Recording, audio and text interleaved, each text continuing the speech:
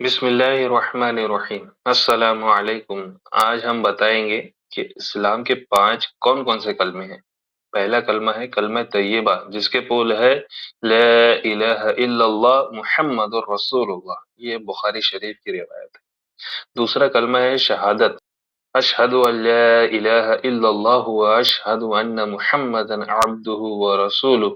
تیسرا کلمے کا نام ہے کلمہ تمجید، سبحان اللہ والحمد للہ ولا الہ الا اللہ واللہ اکبر ولا حول ولا قوة الا باللہ العلی العظیم، یہ ابن ماجہ کی روایت میں۔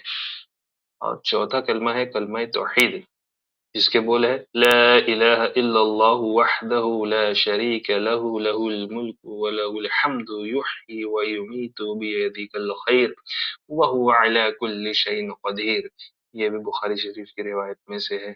پانچواں کلمہ ہے کلمہ رد کفر، جس کے بول ہے اللہم انی اعوذ بک من ان اشرک بک شیئا وانا عالم به استغفرک لما لا اعلم به تبت عنه وتبرأت من الكفر والمعاصي كلها اسلمت آمنت اقول لا اله الا الله محمد الرسول